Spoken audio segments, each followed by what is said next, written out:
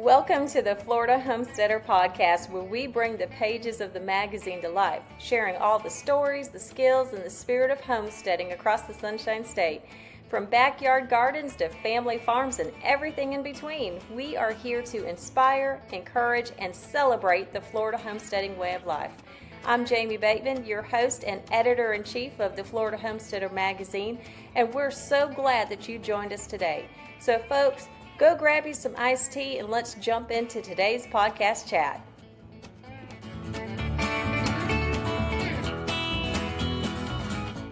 Hey everyone, welcome back to the Florida Homesteader Podcast. My name is Jamie and thank you for joining us today. We have a special friends with us. If you have received the November-December issue of the Florida Homesteader Magazine, then you already know who they are. This is Alyssa and Mike O'Mara, and they are from Our Frugal Homestead.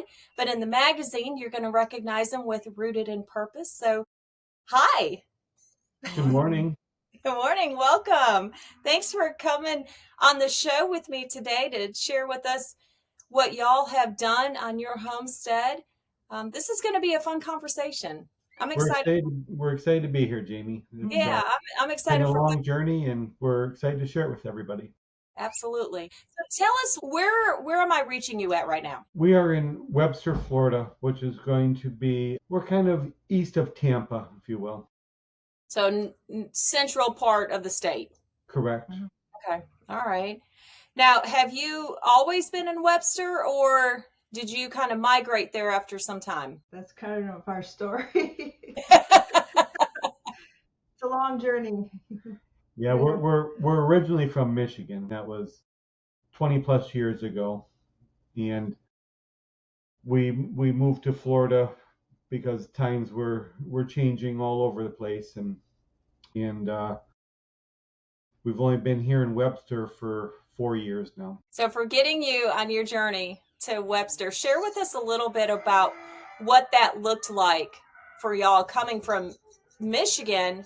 Now, you didn't go from Michigan straight to Webster, though, correct? We actually landed in Orlando. Okay. And we spent about, 15 years there? We lived in the city for a while. We both kind of grew up rural, and then we moved to Orlando, so city living was a little different. And then we eventually decided to move kind of more back to rural. So when you say you grew up rural, you did the country life, you did the farming. Did you do that type of a thing, or what did that look like?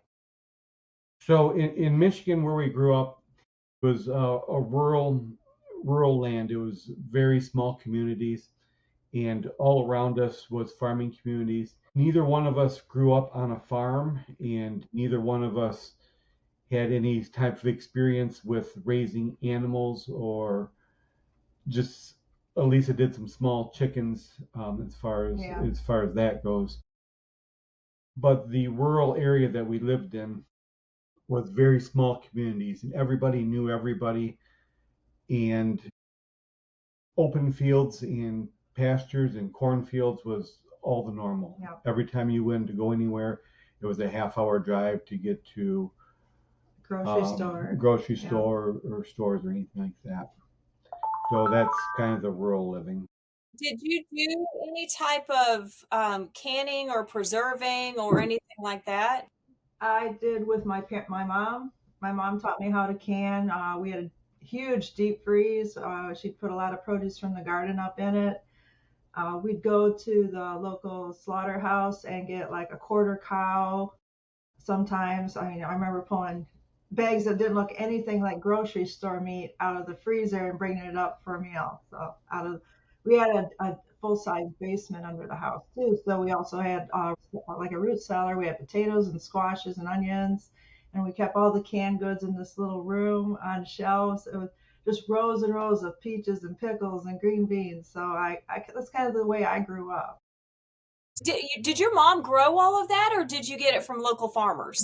She grew most of the vegetables. The fruit, we'd go to U-Picks, like the peach trees. And then, we had the apple orchard out front. So, yeah, we had applesauce and apple pie filling. I think we had about 10 apple trees right outside my bedroom window. Nice. Yeah, Very. that was very common because we had the Mhm. basement with the cellars too, and my mom did lots of canning, and everything went in the cellar in the basement. So as far as a normal way of living, that's the way that we grew up.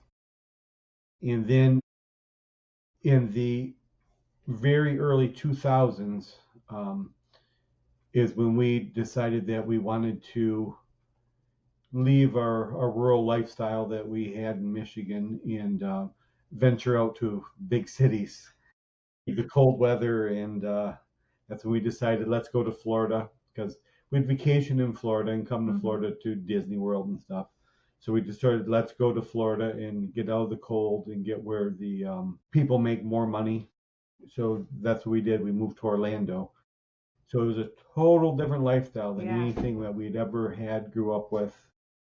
And Orlando's its own country in itself. yeah, it was very different. And we grew into it pretty good. We, for 15 years, we enjoyed walking the streets in our community and working the 9 to 5 daily grind that we did. And so from that point, though, at some point there was a little bit of I like to say, a stirring of your soul that kind of pulled you back to those roots that you grew up on, that more simple life. That's exactly right. I remember that day very vividly too. I was at work, and I had a store where we didn't have a lot of customers come in, so I could sit and think. And I was sitting and thinking that I really don't like the way that we're living now, because all we would do is work 9 to 5, just work for the weekend, and then on the weekend we'd go to the stores, go shopping, and all we were was consumers. We did nothing for ourselves. We're just total 100% consumers. And so I thought about it, and I thought about it, and I thought, why aren't we growing our own food? There's lots of land, there's lots of different opportunities that we could do other than just be here in the city and be consumers. We had everything to keep up with the Joneses, all the fancy cars and the fancy house and the boat and everything. And that's all we were doing, was keeping up with the Joneses. So I went home that night and I told Elisa, I says, I want to sit down and talk for a minute. I says, I feel that I don't like the way that we're living. She says, okay, we can talk. So I told her that I just feel like we're being consumers, and I want to change our lifestyle. I want to change what we're doing. I want to get back to how we grew up. And she says, yeah, I feel the exact same way. Yeah. That's neat that you two had that same bond, that same common thought. Where you were living at, you said you had land. Where you were living at in Orlando, did you have property? Did you have a nice parcel of land to do farming, or were you in a subdivision? We were just in subdivisions only. Okay. So Just did you small start postage stamps. did you start at that point with your garden and that type of a thing, or did that come later once you moved to Webster? Well, the first thing I did, it was almost pre-sourdough era. I started baking bread again and eventually got hooked on sourdough as well. But we had a fenced backyard, and I took the 4-foot wide border along the back fence, and we added good dirt to it. Yeah. Started a small garden. I started with tomatoes and peppers and zucchini, which failed miserably because I didn't know how to grow in Florida.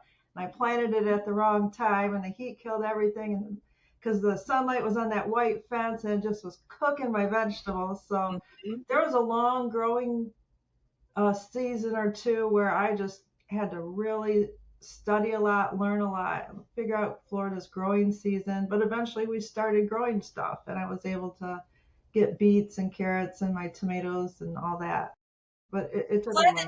I'm glad you brought that up, because even now, folks who are longtime residents of Florida, because of the majority of the country, everyone plants in the springtime of the year. So all of the box stores, all of your manufacturers, they are, catering to that time frame, because that's what the rest of the country is doing. But that's not Florida. So it kind of for your sake, you were doing what you thought you knew based on what you had always done. So walk us through a little bit about what that took in order, because you said you had to add good dirt. You probably had sand, white It sand. was That doesn't grow sand. nothing. So That gray sand you find everywhere around here. absolutely. You can grow weeds out of it, and I don't know how they thrive, but they do. Yeah.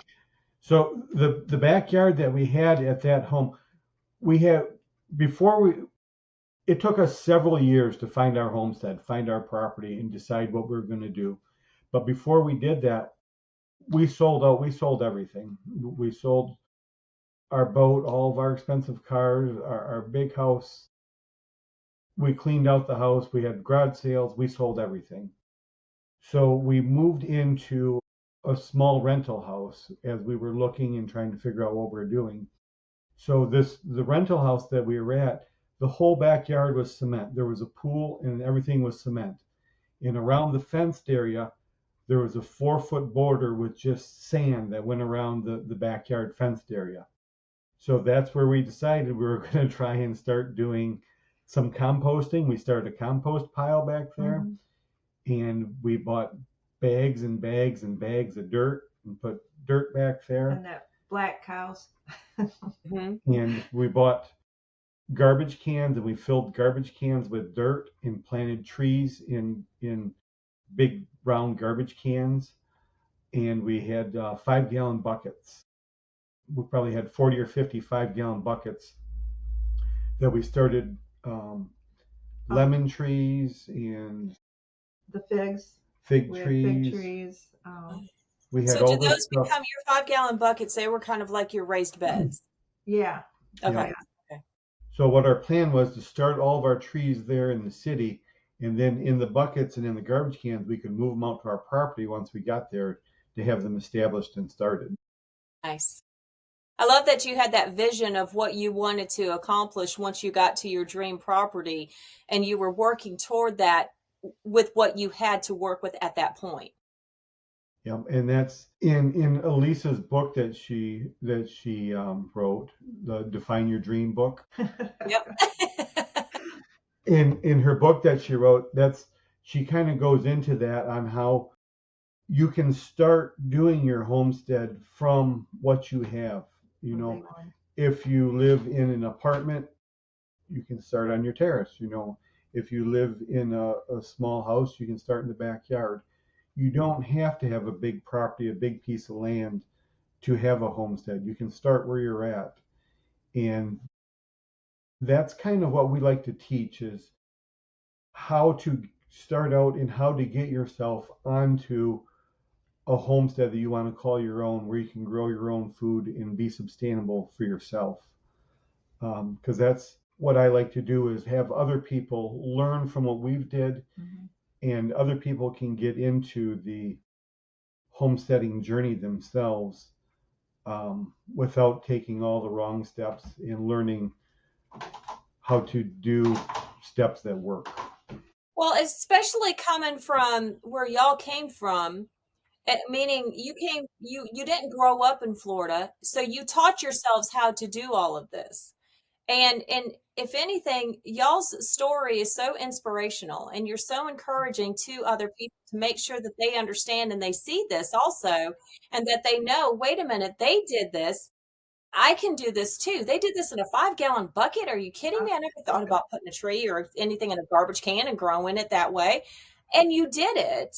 And I'm so glad that you did mention the book, because that was something that I wanted to really highlight on also, is that book. So let's just take a little commercial break right here. And Elisa, just go ahead and share with us your book. Where can they find it? And just tell us a little bit about that.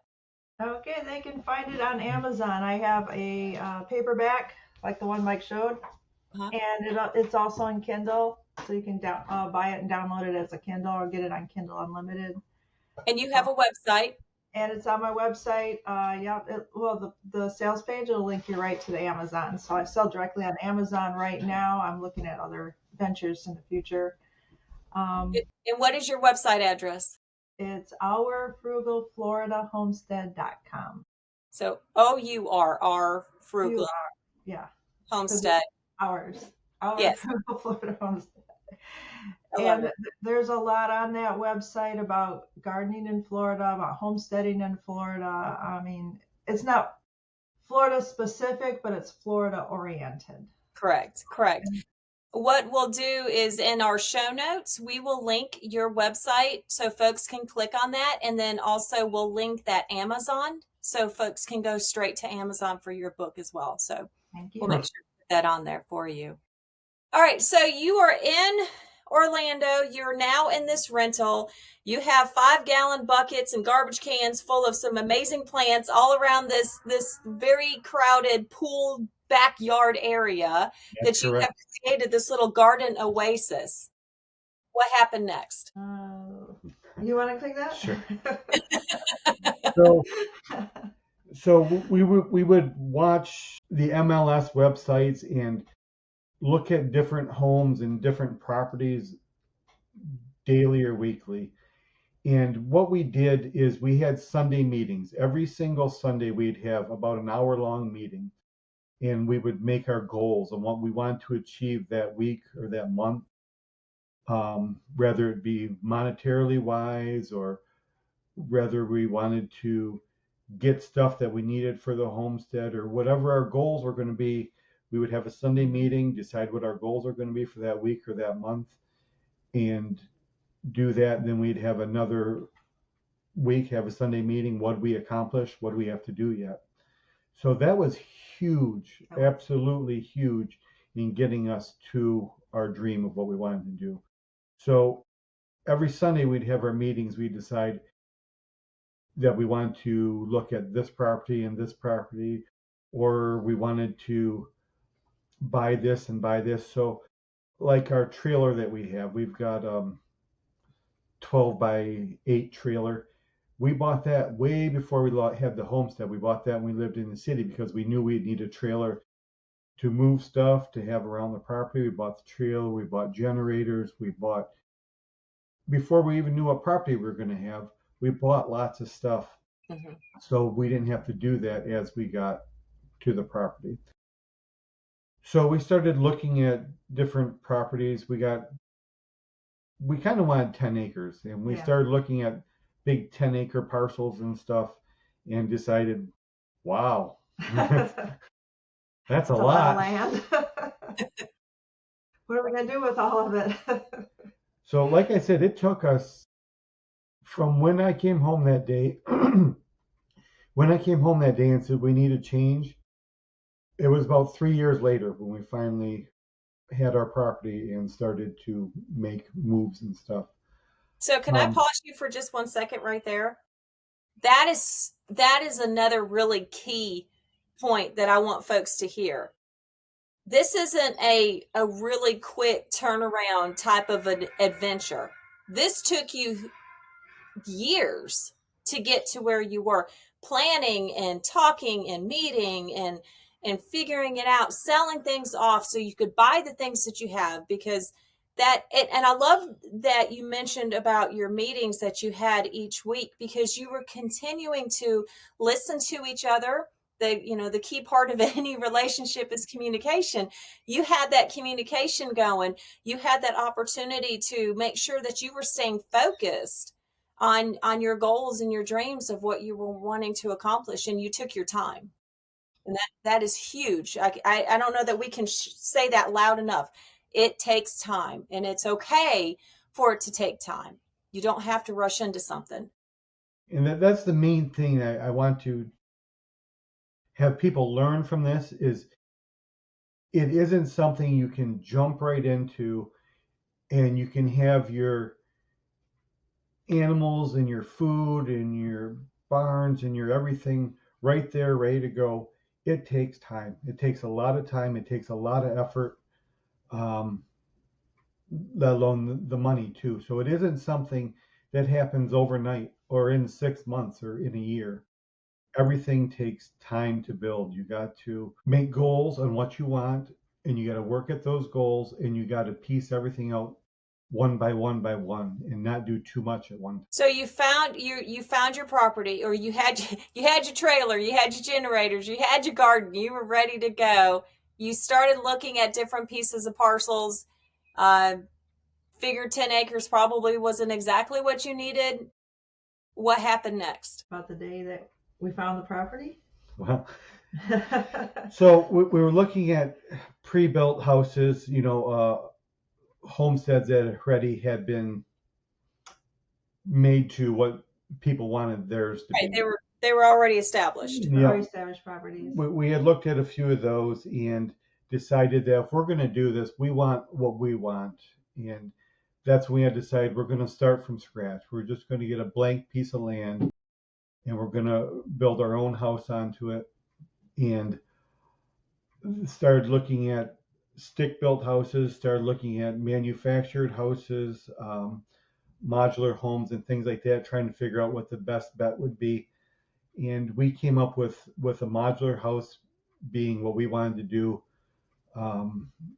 We've did stick-built houses in the past, and as they go up, they're built outside in the weather, and they're damaged with weather, and they're put up with mold on boards that have been sitting outside. So we decided we wanted to do a manufactured home that was built inside a building, and everything was quality controlled and brought out to the property.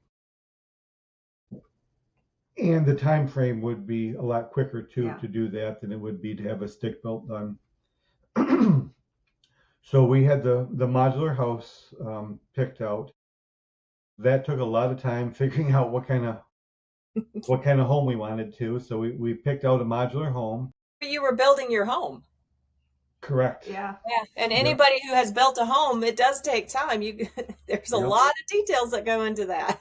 Yep. That was 6 months of meetings in itself.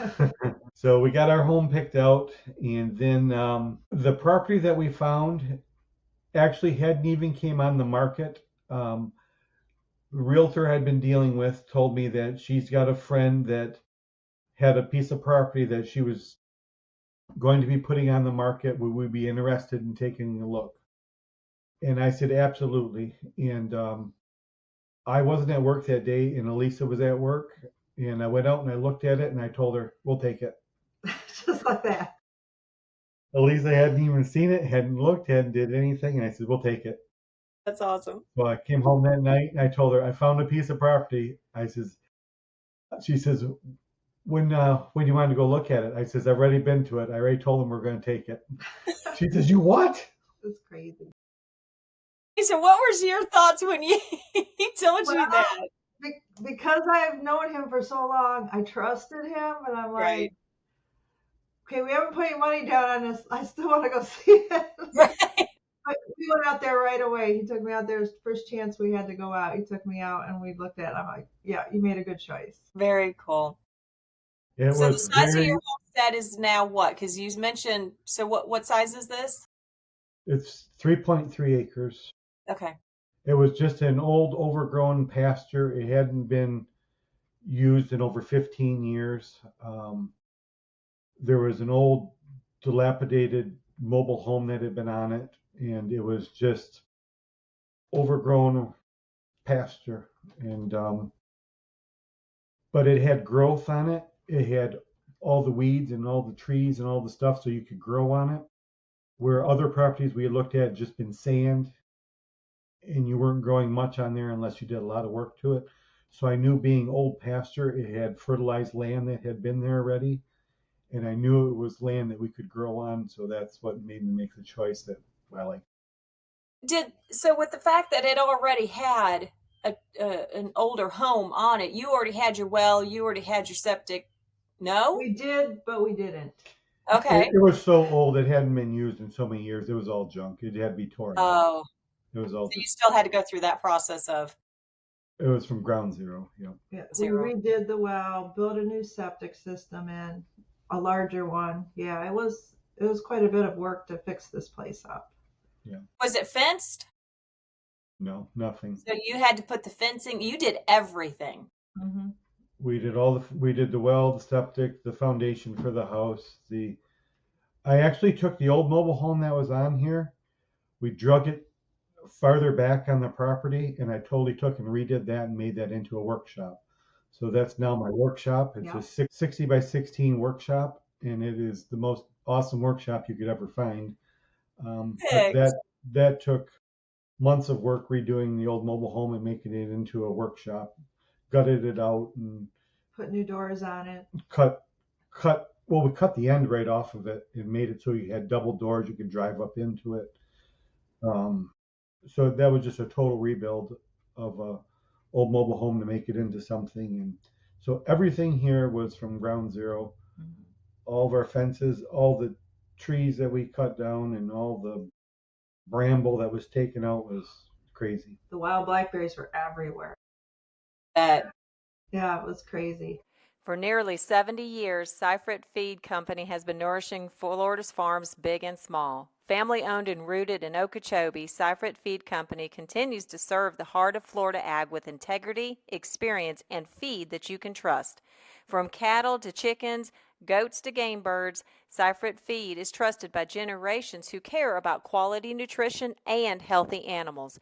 Visit seifertfeed.com. That's seifertfeed.com to learn more or stop by their Okeechobee mill today. And from all of us here at the Florida Homesteader, thank you to Seifert Feed Company for supporting Florida's farmers, ranchers, and homesteaders. Prior to you finding the property, you were already working on building your home, correct? We did. Yes, we did. We had the home picked out, everything what we wanted. Did we already order it? I think we'd already ordered it. Yeah, we had it ordered already too. Before we found, and we got to find some land. We just ordered our house. Yeah, we had ordered. We didn't know where we were going to put it, but yeah, that kind of expedited that process a little bit.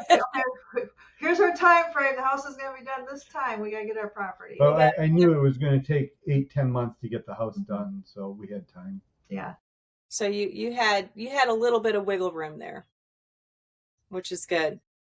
So you found your property. Your house is already being built. Talk me in. Move-in day comes. You're moving your house. Your house is on your property now. It's move-in day. We're actually living in a hotel now. So yeah, that's right. Your plants and your trees. So we got the property bought, and it was going to be a while before the house was coming yet. So we had several months to go before the house was going to come. We had the property. So our lease was up on the rental that we were at. Mm-hmm. So we we took all of our stuff and we brought it out to the trailer. That workshop. My workshop. So we turned it into a storage unit. That was our storage unit. All of our stuff went into the workshop, and we moved into a hotel in Claremont. It was a long stay hotel. So we lived there for 6 weeks. Oh no. 2 months. We were 2.5 months. About 2.5 months. We lived in the hotel. That was an adventure. I bet that was an adventure. Did you have like one of those little hot, we had a hot plate. We had a hot plate, yep. Not much homestead cooking at that time. No canning in the hotel. But every day we would come out here and work on the property. We were still working our 9-to-5 jobs. In Orlando. We would get done. We would come out to the property, work on the property, because we still were clearing. We were still getting it ready. We still had fences to build. We still had to get the foundation for the house done. The well and septic had to be put in, so everything had to get ready for the house yet. So we were driving out to the property every night and working on it, and then going to the hotel and crashing. And planting trees too. All those buckets of trees, we had to figure out where to plant them, start the food forest. So I had to design that based on the property we had. We decided, well, the house is here. Where's our garden going? Where's the garden shed going? Where's the food forest going? Took some time to. I got a little sheet of grid paper, and I wrote everything out and designed everything, and we figured out where we were going to put everything based on where the house was going. We did this here when we first moved in. We took our time on a lot of things. We've been here over 4 years, and it's we like to say, we let the property tell us what it wanted. Yep. And we took our time with the property. We cleared, we listened, we shaped, we did everything, but we took our time with it. I feel like that's the same way that y'all had done it as well. You took your time and you let the property talk to you. Correct. Yes. What it could do for you. And we learned we had to get our well put in really soon because we brought all these plants out here, all the stuff that we had grown. And how do we water it now? Yeah. Yeah, because unless it's the summertime, you don't have a lot of water coming from the rains. Right. So we got the well put in, so the well was going, but we didn't have electricity. So Right. Yeah. we went and got a huge generator so we could run the well so we could get water to the plants. Yeah. Wow. It's all a lot of planning and coming together, and that's why I tell people it's not anything you're going to do in a weekend or in a week or in a month. It takes planning. And I want folks to realize this too, the dedication. No, I mean, you've already your story has already just shared so much of dedication that you have done. But when you say that you would get off of work in Orlando, for folks who don't know that distance, you get off of work in Orlando, you drive out to the property in Webster. How long of a drive is that? An hour and a half. Yeah. And then you work, and you did this every day. We did that every day. Every day. And the weekends. And then from Webster, you would drive to Claremont, where you stayed in the hotel and crashed. Yep, which is another 45 minutes. Yeah, so you're talking 3 hours, 2 hours, 3 hours-ish drive time. A lot of drive time. Yep. A lot of drive time every day to help make this goal. You didn't let that barrier stop you from getting to where you are today. And I love that. That determination, that drive, that desire to see this dream. You were totally defining your dream. I guess that's part of what inspired the book title. Absolutely. I can see that. It's rooted in purpose, and the roots were that deep that we... Excuse you. The roots were that deep that we would just do what we needed to do to get our dream accomplished and to get back to being more sustainable for ourselves instead of just being consumers. That is kind of what made all this happen, was not wanting to be consumers anymore and working every day just to be a consumer wasn't for us. Tell me about move-in day. Were you pinching yourselves? Could you sleep the night before? Like what was it like a kid on Christmas Eve? I swear I heard sleigh bells. We got to get up. We got to go. Well, luckily move-in day was easy because all of our stuff was just in the backyard. This is true. Yeah, it was a very happy time to get out of the hotel and come out and get our own house. It was such a relief. Yep. Absolutely. Start setting things up and making your house a home. Making your home a homestead. Kitchen. Love it. Where am I going to put all this stuff? My canning stuff and everything. Mm-hmm. It was a lot of fun putting everything together, just where we wanted it. This was our house. It wasn't a rental. This was our dream. You saw it come from a piece of paper to where it was. You started seeing it happen. So you've been on the property now for about 3.5 years? 3.5 years, yep, 3.5 years. Okay. You've grown a lot. You have added animals. You've got chickens now, right? 9 laying hens. I was going to say, you just recently started getting eggs too. Oh my gosh. Between 6 and 9 eggs every day for 2 people. That's a lot. Have you tried doing water glassing your eggs yet? I haven't, no. So I've done it and it works. It's pretty cool. But that's because, for us, we were getting about 12 eggs a day. And we found some folks that we would barter with or sell to or something along those lines, but we still ended up with an abundance of eggs throughout the summer. Well, the fall's coming, time is changing, sun's not out as much. So we're starting to see that decrease in our eggs. And I'm so glad that we did this water glassing thing, because I know there's going to come a time where I'm going to be like, oh my gosh, where's my eggs? Preserving eggs is a neat thing to do. So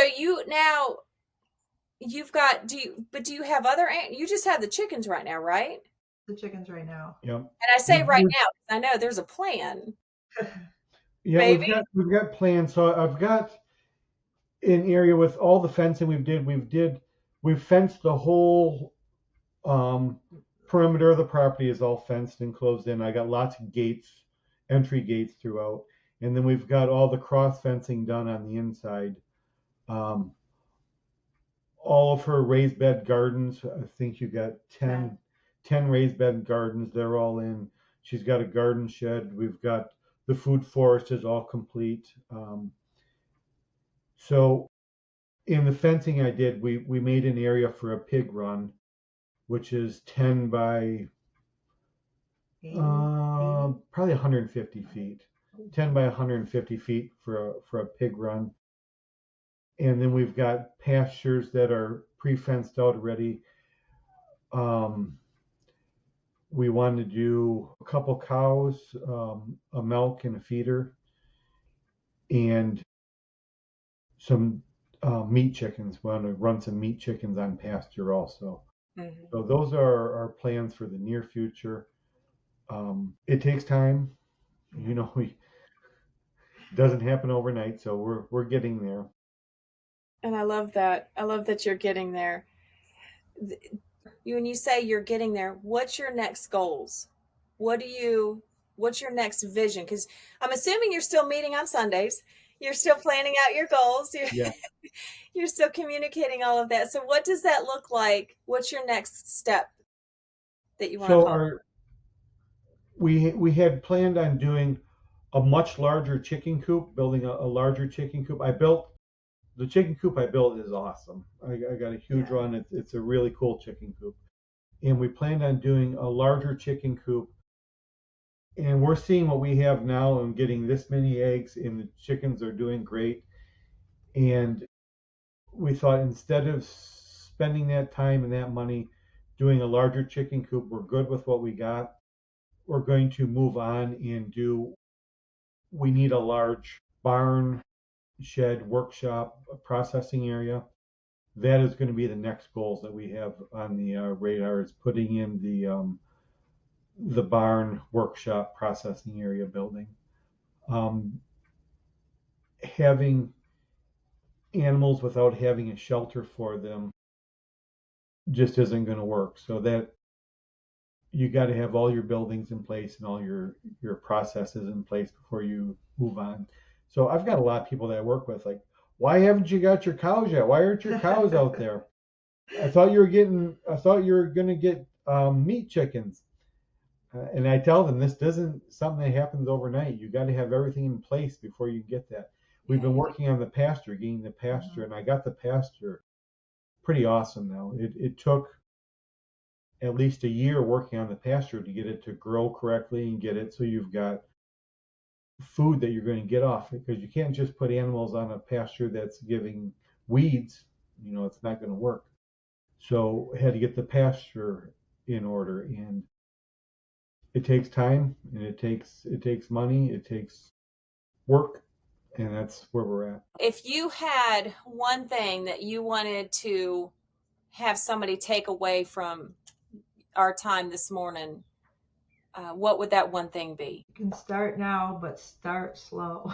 Get good at something before you move on to something else.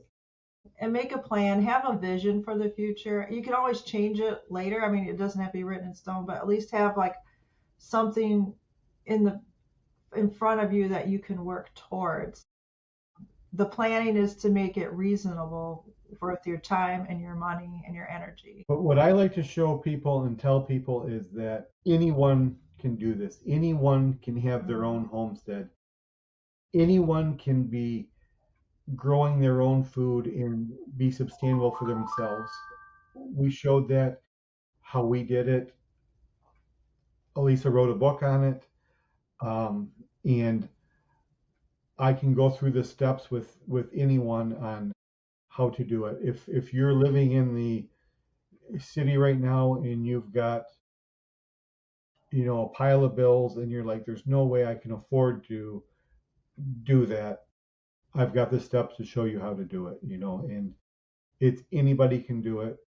And I like to put that in people's heads to keep that dream alive. If it's something that you've been thinking about, you can do it. You can do it.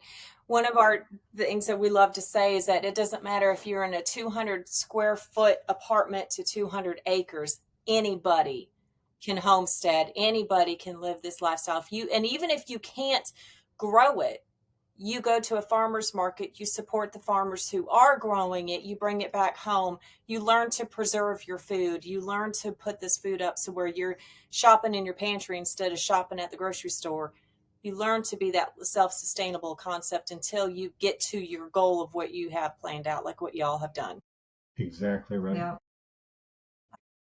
This has been such a great way. At the time of the recording, it is in the morning. So this has been such a great way to start our day, my day, hearing from y'all, seeing you. This has been really fun. I sincerely appreciate you taking the time to share your story. Again, tell everyone where they can find you again.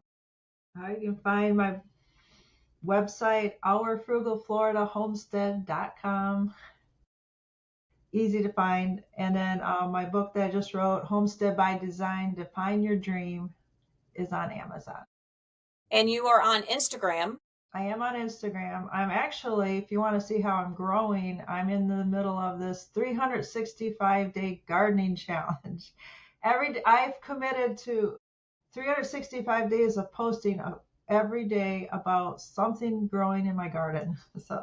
And it's been a challenge. It has been, especially in Florida over the summer. I've seen your posts come up and I was like, wow, you have really done a wonderful job on keeping up with that. That's a task. It's a commitment. It's hard. It's like, okay, what's growing in the garden today? I just talked about my figs, the roselles, the sweet potatoes. What else have I have out there that I want to show people? So but it also gets me out in the garden. It keeps me watching my garden and it keeps me inspired. Okay, what am I going to be growing next or what's harvesting soon? So it's actually an enjoyable way to enjoy the property. I think there's always something happening in the garden. Every day there's something happening.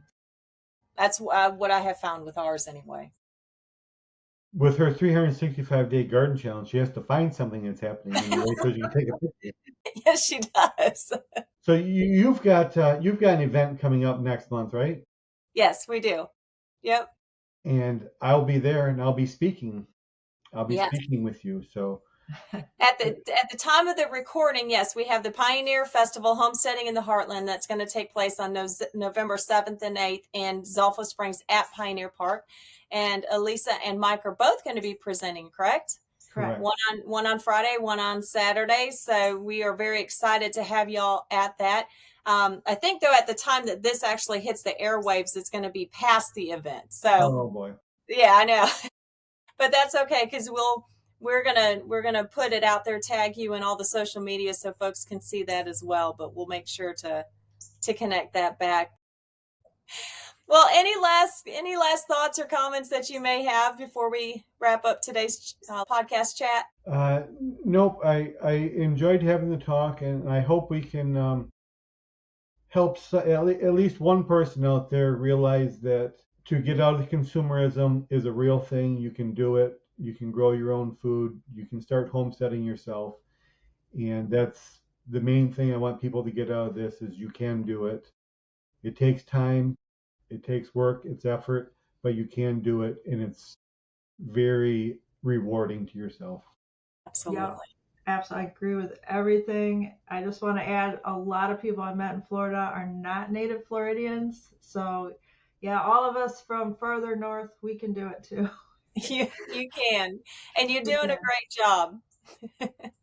Thank you. Well, we will talk with you soon. And for those that are listening, thank you so much for joining in and taking the time to hear Mike and Alyssa's story. We are so grateful to both of them, and we hope to see you back here on the Florida Homesteader Podcast. Until then, y'all have a great day and come back now. That's what homesteading in Florida means, and that's the story that we're proud to share in the Florida Homesteader. Thank you so much for joining us today. Be sure to subscribe to our channel, share this episode with a friend, leave us a rating, and check out our magazine, the blog, and our YouTube channel for even more Florida homestead inspiration. Until next time, keep growing, keep preserving, and keep the homesteading spirit alive. Y'all come back now.